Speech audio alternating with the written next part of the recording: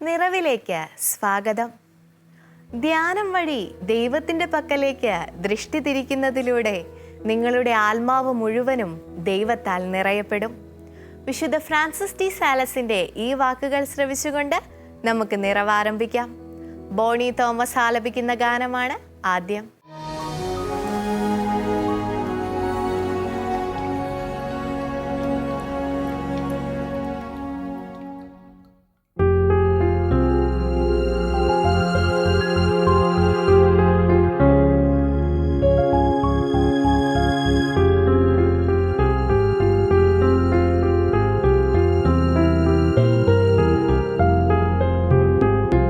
മാനസത്തിൻ മണിവാതിൽ തുറന്നീടാൻ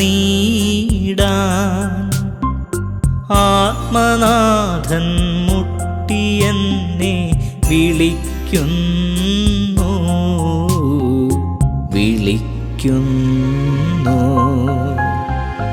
ദൈവപുത്രൻ കുരിശേന്തി കാൽ കുഴഞ്ഞു. പാപിയാമെന്നെ തേടിയെന്നു വന്നിടുന്നു. മാനസത്തിൻ മണിവാതിൽ തുറന്നീടാൻ ആത്മനാഥൻ മുട്ടിയെന്നെ വിളിക്കുന്നു.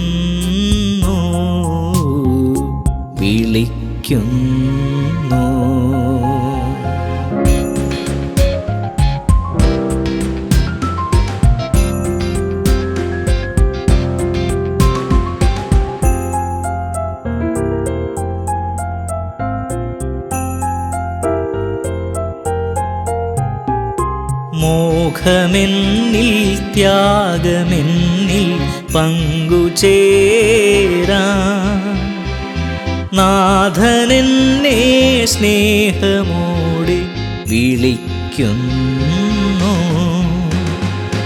ദുഃഖസാഗര ജീവിതത്തിൽ അലയുമ്പോൾ ദിവ്യരാജൻ ശാന്തി തൂകാൻ വന്നിടുന്നു. ദുഃഖസാഗര ജീവിതത്തിൽ അലയുമ്പോൾ ദിവ്യരാജൻ ശാന്തി തൂകാൻ വന്നിടുന്നു.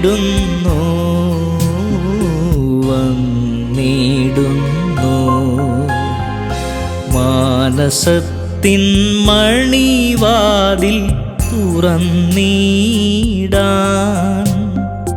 ആത്മനാഥൻ മുട്ടിയെന്നെ വിളിക്കുന്നു.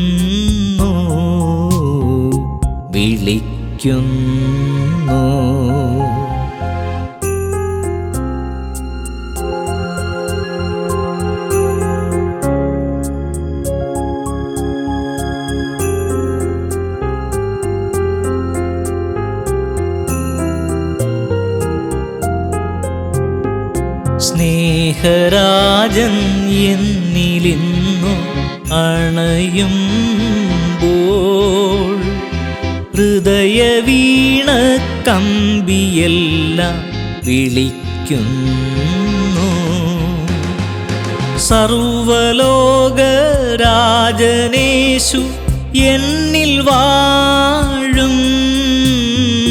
ഞങ്ങളിന്നു ജീവിതത്തിൽ ഒത്തുചേർന്നു.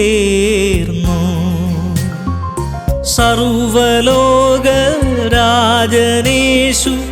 എന്നിൽ വാഴും. ഞങ്ങളിന്നു ജീവിതത്തിൽ ഒത്തുചേർന്നു.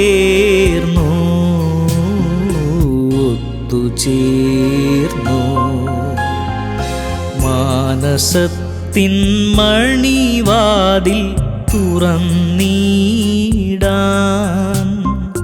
ആത്മനാഥൻ മുട്ടിയെന്നെ വിളിക്കുന്നു.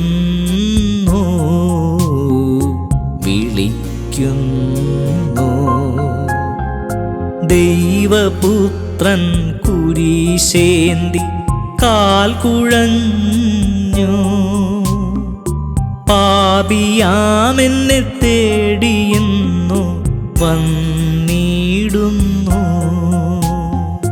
മാനസത്തിൻ മണിവാതിൽ തുറന്നിടാൻ ആത്മനാഥൻ മുട്ടിയെന്നെ വിളിക്കുന്നു.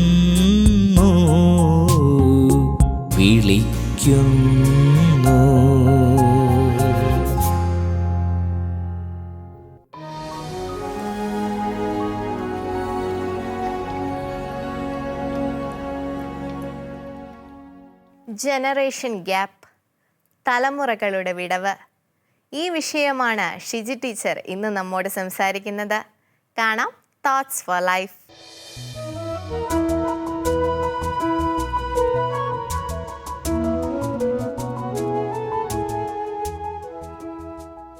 പല്ലുകൊഴിഞ്ഞ സിംഹത്തിന് തൻ്റെ സിംഹക്കുട്ടികൾ ഇര പിടിക്കുന്ന രീതി കണ്ടപ്പോൾ ദേഷ്യം വന്നു എന്ന രീതിയിൽ ഒരു ചൊല്ലുണ്ട്.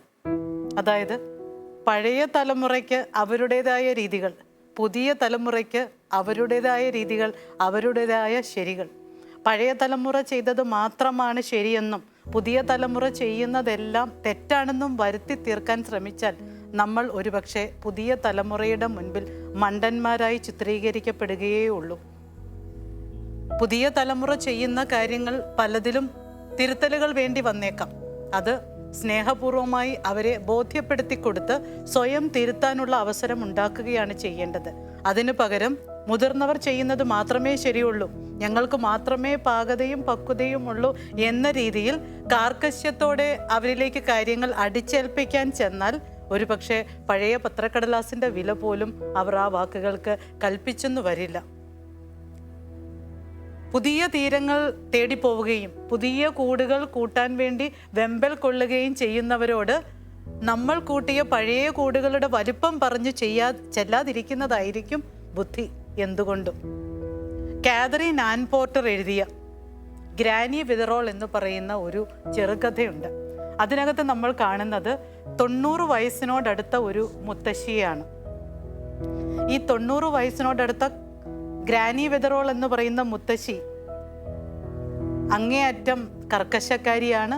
താൻ ചെയ്യുന്നതാണ് ശരി, താൻ ചെയ്യുന്നത് മാത്രമേ ശരിയുള്ളൂ. തൻ്റെ മകളായ കോർണേലിയ, അവൾക്ക് യാതൊരു വിവരവുമില്ല, കാര്യപ്രാപ്തിയില്ല, അടുക്കും ചിട്ടയുമില്ല, സ്വത്തുക്കൾ നന്നായി കൈകാര്യം ചെയ്യാൻ അറിയില്ല എന്നൊക്കെയാണ് മുത്തശ്ശിയുടെ പരാതി. മുത്തശ്ശിക്ക് ആരോഗ്യം നശിച്ചപ്പോൾ അല്ലെങ്കിൽ അല്പമൊന്ന് ക്ഷയിച്ചപ്പോൾ മുത്തശ്ശിയെ നോക്കാൻ എത്തുന്നത് ചെറുപ്പക്കാരനായ ഒരു ഡോക്ടറാണ്, ഡോക്ടർ ഹാരി. ഡോക്ടർ ഹാരി വന്ന മുത്തശ്ശിയെ പരിശോധിച്ചിട്ട് അമ്മയ്ക്ക് കുഴപ്പമൊന്നുമില്ലല്ലോ എന്ന് പറയുമ്പോഴേ മുത്തശ്ശി വല്ലാതെ ആക്രോശത്തോടെ ഡോക്ടറോട് പറയുന്നുണ്ട്, നിനക്കെന്തറിയാം, നീ ജനിക്കുന്നതിന് മുൻപേ അസുഖങ്ങൾ കാണാൻ തുടങ്ങിയതാണ് ഞാൻ. നിന്റെ പഠിപ്പ് കൊണ്ടൊന്നും നിനക്ക് യാതൊരു പ്രയോജനവുമില്ല, കടക്ക് പുറത്ത് എന്ന് പറഞ്ഞു ഡോക്ടറെ പുറത്തിറക്കുകയാണ്. മുത്തശ്ശിയുടെ ഉള്ളിൽ ഒരു സംശയവുമുണ്ട്. തനിക്ക് അസുഖമൊന്നും ഇല്ല എന്ന് വരുത്തി തീർത്ത് തൻ്റെ മകളായ കോർണേലിയയും അതോടൊപ്പം ഡോക്ടറും കൂടെ ചേർന്ന് ചികിത്സ തനിക്ക് നിഷേധിക്കുകയാണോ? ഈ ഒരു സംശയമുണ്ട് മുത്തശ്ശിയുടെ ഉള്ളിൽ. മുത്തശ്ശി തൻ്റെ വസ്തുവകകളിൽ കൂടെ അല്ലെങ്കിൽ തൻ്റെ സമ്പാദ്യപ്പെട്ടിയിൽ കൂടെ ഒന്നും കൈകടത്താൻ, ഒന്നും കൈവയ്ക്കുവാൻ പോലും മകളെ അനുവദിക്കുന്നില്ല. മകളുടെ സാമർഥ്യത്തെക്കുറിച്ചോ അല്ലെങ്കിൽ കാര്യപ്രാപ്തിയെക്കുറിച്ചോ മുത്തശ്ശിക്ക് അല്പം പോലും അഭിപ്രായവുമില്ല. പൊതുവെ ചെറുപ്പക്കാരെല്ലാം അലസരാണെന്നും കാര്യപ്രാപ്തി ഇല്ലാത്തവരാണെന്നുമാണ് മുത്തശ്ശി പറഞ്ഞു വെക്കുന്നത്. മുത്തശ്ശിക്ക് അന്ത്യകുദാശ അല്ലെങ്കിൽ രോഗീലേപനമൊക്കെ കൊടുക്കാൻ വേണ്ടി എത്തുന്ന പുരോഹിതനും ചെറുപ്പക്കാരനാണ്. പക്ഷെ ആ പുരോഹിതനോടും മുത്തശ്ശിക്ക് തീരെ ഇഷ്ടം തോന്നുന്നില്ല. അദ്ദേഹത്തെയും 1ഉം 2ഉം പറഞ്ഞ് അവിടെ നിന്നും പുറത്താക്കുകയാണ് മുത്തശ്ശി ചെയ്യുന്നത്. മുതിർന്ന തലമുറയും പുതിയ തലമുറയും തമ്മിലുള്ള ഒരു വലിയ വേർതിരിവ് അല്ലെങ്കിൽ വലിയൊരു വിടവാണ് നാം ഇവിടെ കാണുന്നത്. 2 കൂട്ടരും തങ്ങൾ ചെയ്യുന്നത് മാത്രമേ ശരിയുള്ളൂ എന്ന് പറഞ്ഞ് പിടിവാശിയോടെ മുൻപോട്ട് പോകുമ്പോൾ സംഭവിക്കാവുന്ന ഒരു വിടവ് തന്നെയാണിത്. ഇത് നാം ഇന്ന് കുടുംബങ്ങളിലും നമ്മുടെ സമൂഹത്തിലും മറ്റ് സ്ഥാപനങ്ങളിലുമൊക്കെ കാണാറുണ്ട്. ജനറേഷൻ ഗ്യാപ്പ് അല്ലെങ്കിൽ തലമുറകളുടെ വിടവ് ഇന്ന് ചിലയിടങ്ങളിൽ വളരെ കൂടുതലായിരിക്കുന്നു. അങ്ങനെ ആ വിടവ് കൂടുമ്പോൾ മുതിർന്ന തലമുറയും ഇളം തലമുറയും തമ്മിലുള്ള അകലവും വർദ്ധിക്കുകയാണ്. ഇടക്കാലങ്ങളിലൊക്കെ നമ്മൾ കുട്ടികളോട് പറയുമായിരുന്നു, എന്തൊരു വർത്തമാനമാണിത്, നിന്റെ ബഹളം അല്പം ഒന്ന് കുറയ്ക്ക്, മനുഷ്യന് ചെവിതല കേൾക്കണമല്ലോ, അല്ലെങ്കിൽ നിന്റെ വർത്തമാനം ഇങ്ങനെ കേട്ട് കേട്ട് തലവേദന എടുക്കുന്ന, അല്പനേരം ഒന്നും മിണ്ടാതിരിക്കുമോ എന്നൊക്കെ ചോദിക്കാറുണ്ടായിരുന്നു. പക്ഷേ അതേ രീതിയിൽ തന്നെ അതേ സന്ദർഭങ്ങളിൽ തന്നെ ഇന്ന് നമുക്ക് പലപ്പോഴും കുട്ടികളോട് നീ വാവൊളിച്ച് എന്തെങ്കിലും ഒന്ന് പറ, നിന്റെ ഉള്ളിലുള്ളത് പറഞ്ഞാലല്ലേ ഞാൻ അറിയൂ എന്ന അവസ്ഥയിലേക്ക് എത്തിയിരിക്കുകയാണ്. ഇത് ഒരു വിരോധാഭാസം തന്നെയാണ്. പക്ഷേ കമ്മ്യൂണിക്കേഷൻ ഗ്യാപ്പ് ഇന്ന് വർദ്ധിച്ചിരിക്കുകയാണ്. തങ്ങൾ പറയുന്നതൊന്നും മാതാപിതാക്കന്മാരുടെ തലമുറയ്ക്ക് അല്ലെങ്കിൽ അതിലും മുതിർന്ന തലമുറയ്ക്ക് മനസ്സിലാവില്ല എന്ന് തന്നെ ഇളം തലമുറയിലെ കുട്ടികൾ വിധി എഴുതിയിരിക്കുകയാണ്.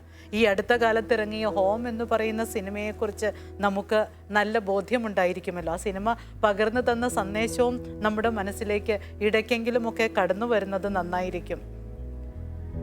ചിലപ്പോഴെങ്കിലുമൊക്കെ ഒരേ വീട്ടിൽ ഒരേ മേശയുടെ ഇരുപുറത്തും ഇരുന്ന്, അതല്ലെങ്കിൽ ഒരേ വീടിൻ്റെ 2 മുറികളിൽ ഇരുന്ന് കുട്ടികളും മാതാപിതാക്കളും ടെക്സ്റ്റ് ചെയ്യുന്നതായി ട്രോളുകൾ കാണാറുണ്ട്. പക്ഷേ അതിനകത്ത് വാസ്തവവുമുണ്ട് എന്നതാണ് നാം അംഗീകരിക്കേണ്ട വസ്തുത. ഇനിയും വളരെ അപൂർവമായ ചില അവസരങ്ങളിൽ അപ്പനും അമ്മയും മക്കളും ഒക്കെ ചേർന്ന് എല്ലാവർക്കും ഇഷ്ടമുള്ള താല്പര്യമുള്ള ചില കാര്യങ്ങൾ സംസാരിച്ചു തുടങ്ങിയാൽ തന്നെ അതൊരു പക്ഷേ സിനിമയെക്കുറിച്ചാകാം, രാഷ്ട്രീയത്തെക്കുറിച്ചാകാം, അല്ലെങ്കിൽ എല്ലാവർക്കും ഇഷ്ടമുള്ള ഏതെങ്കിലും സ്പോർട്സിനെ കുറിച്ചാവാം, ബന്ധുക്കളോ അല്ലെങ്കിൽ ബന്ധുക്കളുടെ വീട്ടിലെ ഏതെങ്കിലും ഫംഗ്ഷനുകളെ കുറിച്ചോ ആവാം.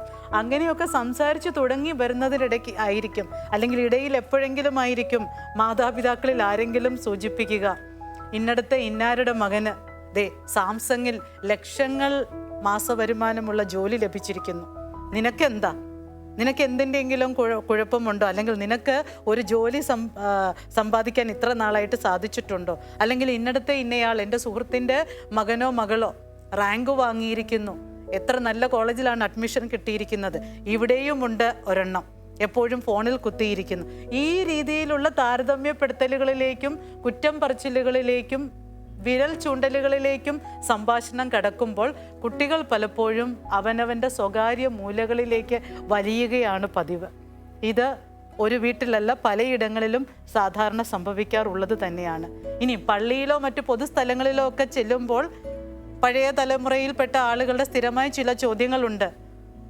ഇത്ര പഠിച്ചിട്ടും ജോലിയൊന്നും ആയില്ലേ, അതല്ലെങ്കിൽ ജോലിയൊക്കെ കിട്ടിയല്ലോ, ഇത്രയായിട്ടും കല്യാണമൊന്നും ആയില്ലേ, ഇങ്ങനെയുള്ള കുറേ ചോദ്യങ്ങൾ തുടരെ വരുമ്പോൾ നമ്മുടെ ഇളം തലമുറക്കാർ ഇത്തരം ചടങ്ങുകളിലേക്കും പോകാൻ മടിക്കും. ഒരുപക്ഷെ അവർ അല്പം ഒന്ന് വിപ്ലവകരമായ രീതിയിൽ ചിന്തിച്ചെന്ന് പോലും വരും. അപ്പോഴൊക്കെയും നാം ശ്രദ്ധിക്കേണ്ട ഒരു കാര്യമുണ്ട്. പുതിയ തലമുറയ്ക്ക് അവരുടേതായ ശരികളുണ്ട്. അവരുടെ ശരികളെല്ലാം ശരികളാവണമെന്നില്ല, പക്ഷേ അവിടെ ശരികളുണ്ട്. ആ ശരികളെ നാം അംഗീകരിച്ചേ തീരൂ. കാരണം ലോകം കൈവെള്ളയിൽ കൊണ്ടു നടക്കുന്നവരാണ് അവർക്ക് കൂടുതൽ കാര്യങ്ങൾ അറിയാം. അല്പം ഒരു പാകത കുറവുണ്ടെങ്കിൽ നാം ആ തെറ്റുകൾ തിരുത്തി കൊടുക്കാൻ, സ്നേഹബുദ്ധിയ തെറ്റുകൾ തിരുത്തി കൊടുക്കുവാൻ മാത്രം ശ്രമിച്ചാൽ മതി. ശരിയാണ്, മാതാപിതാക്കൾ കഠിനാധ്വാനം ചെയ്യുന്നത് മക്കൾക്ക് വേണ്ടിയിട്ടാണ്. മക്കളോടുള്ള സ്നേഹമാണ് അവരുടെ മനസ്സ് നിറയെ. പക്ഷേ ഈ സ്നേഹം മക്കൾക്ക് പ്രകടിപ്പിച്ചു കൊടുക്കാനും മാതാപിതാക്കൾക്ക് സാധിക്കണം. ഇനി ചില ഘട്ടങ്ങളിലെങ്കിലും നമ്മുടെ മക്കൾ നിസ്സഹായരായി പോകും. ഒത്തിരി പഠിച്ചിട്ടും നല്ല ജോലി കിട്ടാതിരിക്കുമ്പോൾ, നല്ല ജോലി കിട്ടിയിട്ടും യോജിച്ച ഒരു വിവാഹം നടക്കാതെ വരുമ്പോൾ, അപ്പോഴൊക്കെയും അവർ നിസ്സഹായ അവസ്ഥയിലാണെന്ന് മനസ്സിലാക്കി അവരെ കൂടുതൽ ശ്രദ്ധിക്കാനും കൂടുതൽ കരുതലോടെ ചേർത്ത് നിർത്താനും കൂടുതൽ പ്രോത്സാഹിപ്പിക്കാനുമാണ് മാതാപിതാക്കൾ ശ്രമിക്കേണ്ടത്. ഇനിയും ചില ഘട്ടങ്ങളിലെങ്കിലും മാതാപിതാക്കൾ തങ്ങൾക്ക് നേടിയെടുക്കാൻ സാധിക്കാതെ പോയ ചില കാര്യങ്ങൾ മക്കളിലൂടെ നേടിയെടുക്കാൻ ശ്രമിക്കുന്ന ചില സാഹചര്യങ്ങളുണ്ട്. അവിടെ അവർക്കും സമ്മർദ്ദമാണ്, അവരെക്കാൾ സമ്മർദ്ദം മക്കളിലേക്കും അവർ പകരുകയാണ്. ഈ സമ്മർദ്ദവും മത്സരവും താങ്ങാനാവാതെ പല കുട്ടികളും നിരാശയിലേക്ക് പോകാറുമുണ്ട് എന്നതാണ് വാസ്തവം. ഇവിടെയും മാതാപിതാക്കൾ കുട്ടികളുടെ കഴിവും കഴിവുകേടും തിരിച്ചറിയുക തന്നെ വേണം. അവരുടെ മാനസിക നിലയും തിരിച്ചറിയണം. അവരോട് കൂടെ ആയിരിക്കണം. അവരെ ഉപേക്ഷിച്ച് കളയാൻ അല്ലെങ്കിൽ അവരെ കഴിവില്ലാത്തവരായി എഴുതിത്തള്ളാൻ നാം ഒരിക്കലും ശ്രമിക്കരുത്. മാതാപിതാക്കളും മക്കളും തമ്മിലുള്ള സംഘർഷത്തിൻ്റെ മറ്റൊരു തലം എന്ന് പറയുന്നത് വിശ്വാസത്തിൻ്റെ തലം വരുമ്പോഴാണ്. മാതാപിതാക്കൾ ഒരു പക്ഷേ ഉപവാസമെടുക്കുന്നവരും 153 മണി ജപം ദിവസേന ചൊല്ലുന്നവരും, അതുമല്ലെങ്കിൽ നൊവേന എത്തിക്കുന്നവരും ഒക്കെ ആവാം, നോമ്പ് നോൽക്കുന്നവരും ഒക്കെ ആവാം. പക്ഷേ കുട്ടികളെ ഇത്രയൊന്നും ഭക്താഭ്യാസങ്ങളിലേക്ക് അവർക്ക് നയിക്കാൻ സാധിച്ചില്ലെങ്കിൽ തങ്ങൾ ചെയ്യുന്നത് മാത്രമേ ശരിയുള്ളൂ, തങ്ങൾ മാത്രമേ വിശ്വാസത്തിൻ്റെ പാതയിലൂടെ പോകുന്നവരുള്ളൂ, കുട്ടികൾ എല്ലാവരും നിലവാരം കുറഞ്ഞവരാണ്, അല്ലെങ്കിൽ പുതിയ തലമുറയിൽപ്പെട്ടവർക്ക് വേണ്ടത്ര വിശ്വാസമില്ല എന്ന രീതിയിൽ അടിച്ചേൽപ്പിക്കുന്നതിന് മുൻപ് ആത്മശോധന ചെയ്യാൻ കൂടി മാതാപിതാക്കൾ തയ്യാറാവേണ്ടതാണ്. നേരെ ചൊവ്വേ ഞായറാഴ്ച കുർബാനകൾക്ക് പോലും ഇങ്ങനെയുള്ള കുടുംബങ്ങളിൽ നിന്നുള്ള അല്ലെങ്കിൽ ഇത്തരം മാതാപിതാക്കളുടെ കുട്ടികൾ തയ്യാറാവാത്തതിനെക്കുറിച്ച് ചോദിക്കുമ്പോൾ ആ കുട്ടികൾ തന്നെ തുറന്നു പറയാറുണ്ട്, വിശ്വാസത്തിൻ്റെ കാര്യത്തിൽ ഞങ്ങളുടെ മാതാപിതാക്കളെ ഞങ്ങൾക്ക് അത്ര വിശ്വാസം പോരാ ടീച്ചറെ എന്ന്. കാരണം കൂടുതൽ ചോദിക്കുമ്പോൾ പറയുന്നത് അവരുടെ വിശ്വാസം ഒന്ന്, പ്രവൃത്തി ഒന്ന്. വീട്ടിലെ കലഹങ്ങളും ചില തർക്കങ്ങളും അസ്വാരസ്യങ്ങളും ഒക്കെ കാണുമ്പോൾ ഇവരുടെ പ്രാർത്ഥന എവിടെ, ഇവരുടെ ജീവിത രീതികൾ എവിടെ എന്ന് ഞങ്ങൾക്ക് തന്നെ സംശയം തോന്നാറുണ്ട്. ഇത് വളരെ മോശമായ ഒരവസ്ഥയാണ്. പ്രിയപ്പെട്ട മാതാപിതാക്കളും മറ്റു മുതിർന്നവരും ശ്രദ്ധിക്കേണ്ടതുണ്ട്. നമ്മുടെ വിശ്വാസവും അല്ലെങ്കിൽ നമ്മുടെ പ്രസംഗവും പ്രവൃത്തിയും ഒരേ തലത്തിലാവണം. അതുകൊണ്ട് തന്നെയാണ് പലപ്പോഴും നമ്മുടെ പുതിയ തലമുറയ്ക്ക് ധാർമ്മിക ബോധം നഷ്ടപ്പെടുവാൻ ഇടയാകുന്നതും. പൗലോസ് അപ്പസ്തോലൻ ഈ 2 തലമുറക്കാർക്കും ഉപദേശങ്ങൾ നൽകുന്നുണ്ട്. കുട്ടികളോട് പറയുന്നുണ്ട്, കുട്ടികളെ നിങ്ങൾ മാതാപിതാക്കളെ ബഹുമാനിക്കണം, അവരെ അനുസരിക്കണം, അത് ന്യായോയുക്തവുമാണ്. ഭൂമിയിൽ ദീർഘകാലം ജീവിച്ചിരിക്കുവാൻ മാതാപിതാക്കളെ ബഹുമാനിക്കണം എന്ന ഒരു കണ്ടീഷനോടുകൂടി തന്നെയാണ് അപ്പസ്തോലൻ അത് അവതരിപ്പിക്കുന്നത്. പക്ഷേ അദ്ദേഹം അതേ സമയം തന്നെ മാതാപിതാക്കളോട് പറയുന്നുണ്ട്, പിതാക്കന്മാരെ നിങ്ങൾ കുട്ടികളിൽ കോപം ഉളവാക്കരുത്, അവരെ കർത്താവിൻ്റെ ശിക്ഷണത്തിലും ഉപദേശത്തിലും വളർത്തുവാനാണ് ആവശ്യപ്പെടുന്നത്. അപ്പോൾ തീർച്ചയായും മാതാപിതാക്കളും മുതിർന്നവരും ഓർക്കണം, സ്ഫടികത്തിലെ ചാക്കോ മാഷിൻ്റെയോ അല്ലെങ്കിൽ ഞാൻ മുൻപ് സൂചിപ്പിച്ച കഥയിലെ ഗ്രാനി വെതറോളിൻ്റെയോ ഒക്കെ യുഗം എന്നേ അവസാനിച്ചതാണ്. കുട്ടികളെ സൗഹാർദ്ദത്തോടെ അവരുടെ സുഹൃത്തുക്കളെ പോലെ കരുതി സ്നേഹബുദ്ധിയ കാര്യങ്ങൾ പറഞ്ഞ് അവർക്ക് തെറ്റുകൾ ബോധ്യപ്പെടുത്തി തിരുത്താൻ അവസരമുണ്ടാക്കുന്ന മുതിർന്നവരെയാണ് അവർക്ക് വേണ്ടത്. അവരുടെ ബോസ് ആകാനല്ല ശ്രമിക്കേണ്ടത്, അവരുടെ കൂട്ടുകാരനാവാനാണ് ശ്രമിക്കേണ്ടത്. അല്ലെങ്കിൽ സർക്കസിലെ റിംഗ് മാസ്റ്റേഴ്സിനെ പോലെ വടി ചുഴറ്റി അവരെ അനുസരിപ്പിക്കാൻ ശ്രമിക്കുന്നവരെ ഒരുപക്ഷെ അവർ ഒത്തിരി കാലമൊന്നും വകവെച്ചെന്ന് വരില്ല. അതുകൊണ്ട് സ്നേഹത്തോടെ കാര്യങ്ങൾ പറഞ്ഞു മനസ്സിലാക്കുന്നവരാവാം. കുട്ടികൾക്ക് എപ്പോഴും വേണ്ടത് സൗഹാർദ്ദത്തിലും സ്നേഹത്തിലും പൊതിഞ്ഞ ഉപദേശങ്ങളാണ്. അതല്ലാതെ ഒരിക്കലും അവരെ നമ്മുടെ വഴിയിലേക്ക് കൊണ്ടുവന്ന് നമ്മുടെ വഴികൾ മാത്രമേ ശരിയുള്ളൂ എന്ന രീതിയിൽ കാർക്കശ്യത്തോടെ വലിച്ചിഴയ്ക്കാൻ ശ്രമിച്ചാൽ, അല്ലെങ്കിൽ കാർക്കശ്യത്തോടെ ഒടിക്കാൻ ശ്രമിച്ചാൽ ആ കമ്പുകൾ എന്നേക്കുമായി ഒടിഞ്ഞു പോയെന്ന് വരും. അങ്ങനെ ഒരു സാഹചര്യം ഒരിക്കലും നമ്മുടെ കുടുംബങ്ങളിൽ ഉണ്ടാകാതെ ഇരിക്കട്ടെ.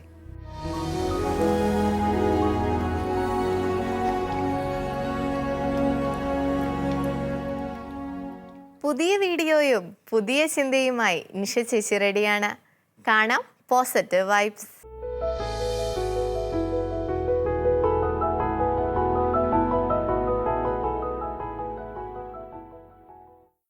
പോസിറ്റീവ് വൈബ്സിലേക്ക് സ്വാഗതം. നമ്മൾ ഒരിക്കൽ പുച്ഛത്തോടെ തള്ളിക്കളഞ്ഞ കല്ലുകൾ മൂലക്കല്ലുകളായി പരിണമിച്ചത് കണ്ട് അതിശയപ്പെട്ടിട്ടുണ്ടോ? അങ്ങനെയൊരു കഥ കാണാം നമുക്ക്. உங்களுக்கு எத்தனை மணிக்கு சார் அப்பாயின்மெண்ட் கொடுத்துருக்காங்க? ஆனால் எனக்கு அவர் பிஸியாக இருக்கார் சார், நாளைக்கு வேணால் மாற்றிக்கலாமா? Okay sir. 1 minute. I have an appointment with your principal architect. I'll let you know sir, please wait. Okay.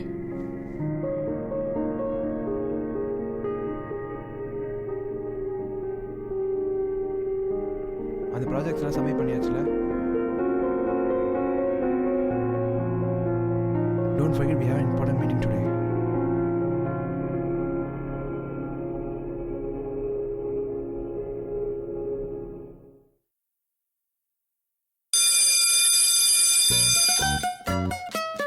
Good morning sir. கிளாஸுக்கு எவ்வளோ லேட்டாக வரான் பாரு. இவெல்லாம் படித்து என்னத்தை கிழிக்க போகிறான். லேட்டாக தானே வந்த, போர்டை க்ளீன் பண்ணு. Oh, where is the chalk? Class rep யாரு? Today we are going to learn about site analysis and site zoning so that it can be. அதெல்லாம் சொன்னால் உங்களுக்கு கண்டிப்பாக புரியாது, உங்களுக்கு புரியுற மாதிரி சொல்கிறேன். why do we do site analysis? Hey, Pranav, நீ சொல்லு.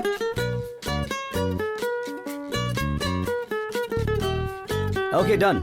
The first one is, it was something called, the architecture was for whom? For the kings and the god. So, hey, class நடத்திட்டு இருக்க, அங்க என்ன பார்த்துட்டு இருக்க? Listen. I asked you to submit the seats, right? Did you done that? Shall we see the seats now? So, boys and girls, overall seats கொண்டு வாங்க பாப்போம். என்னம்மா தயங்கி நிக்கிற? எடுத்துட்டு வாமா.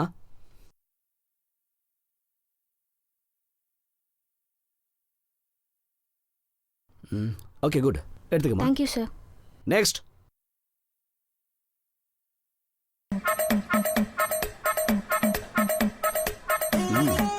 Good. ரொம்ப நல்லா பண்ணிருக்கப்பா. நான் தான் சார் நைட்டு ஃபுல்லாக உட்காந்து ஒர்க் பண்ணேன். Good effort. Thank you sir. Very good. Seat எங்கப்பா? எப்படின்னா ஒரு மாசமா கையை இப்படி தான் காமிச்சிட்டு இருக்க நீ. போய் தொலை. நெக்ஸ்ட். அடுத்து யாரு? Sir design sir. என்னடா இது? சார் ரொம்ப நல்லா பண்ணிருக்க. Sir nice job. Yes sir. இதை வச்சு என்ன பண்றது சொல்லு. Is this how you come to college? பாருங்க சார் கொஞ்சம். கிளி. சார் கொஞ்சம் பாருங்க. கிளிப்பா, டைம் வேஸ்ட் பண்ணாத. நீ எல்லாம் மாடு மேய்க்க தான் லாயக்கு. உங்க அப்பா சொல்லி 4 மாடு வாங்கி தர சொல்றேன். உங்க அப்பா வேணா, நானே வாங்கி தரேன். போங்க போங்க. கிழிச்சிட்டு போ. கிளின்னு சொல்றேன்ல. சார் கிழிக்கணும். கிளி. தமிழ் தெரியுமா தெரியாத உனக்கு? தெரியும் சார். மொத கிளி.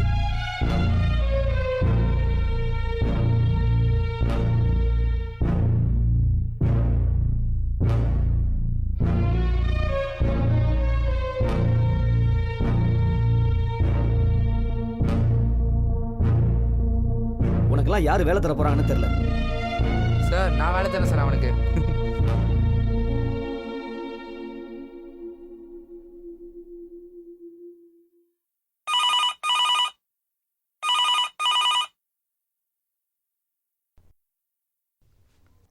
Excuse me, sir. You may go in.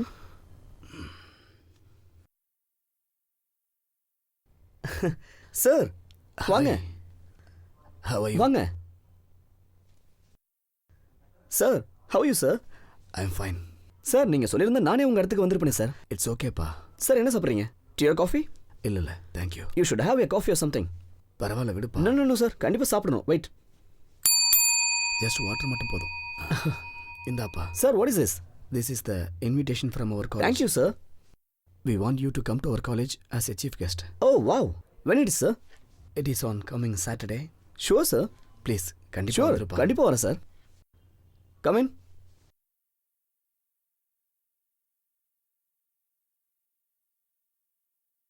Sir நீங்களா?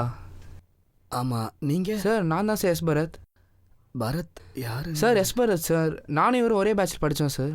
ஓ பரத், இங்க என்ன பண்ற? சார் நான் இங்கே ஒர்க் பண்ணுறேன் சார். சார் நான் வேலை தரேன் சார் அவனுக்கு. நீ எல்லாம் மாடு மேய்க்க தான் லாயக்கு.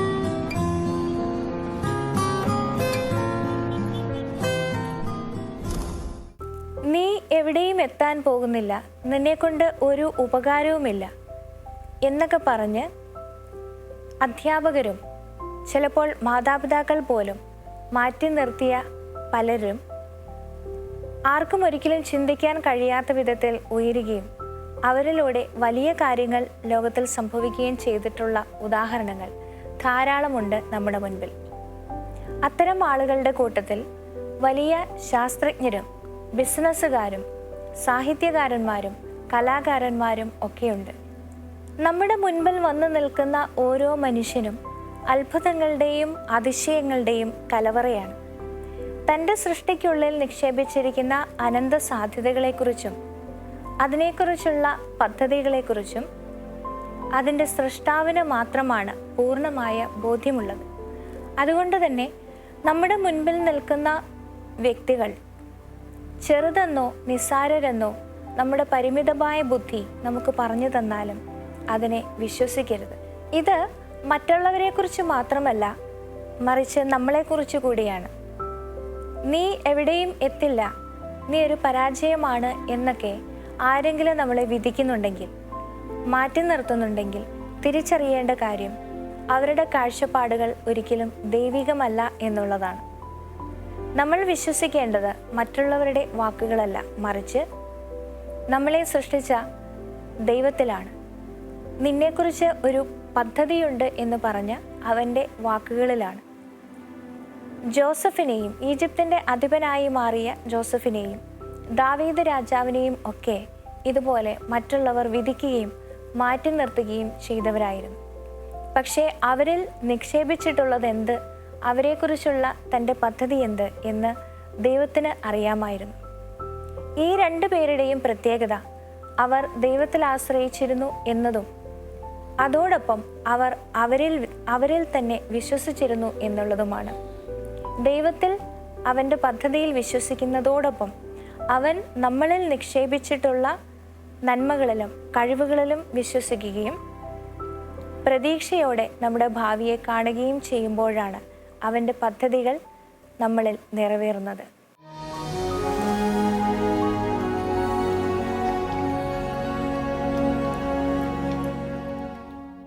വിശുദ്ധ ഫ്രാൻസിസ് ടി സാലസിന്റെ വാക്കുകൾ ഒരിക്കൽ കൂടി ഓർമ്മിപ്പിക്കുന്നു.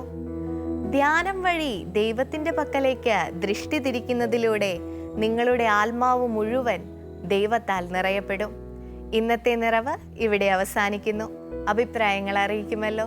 അടുത്ത ദിവസം വീണ്ടും കാണുന്നത് വരെ പരസ്പരം പ്രാർത്ഥനയിൽ ഓർക്കാം. ഈശോ മിശിഹായ്ക്ക് സ്തുതിയായിരിക്കട്ടെ. മാനസത്തിൻ മണിവാതിൽ തുറന്നീടാൻ ആത്മനാഥൻ മുട്ടിയെന്നെ വിളിക്കുന്നു.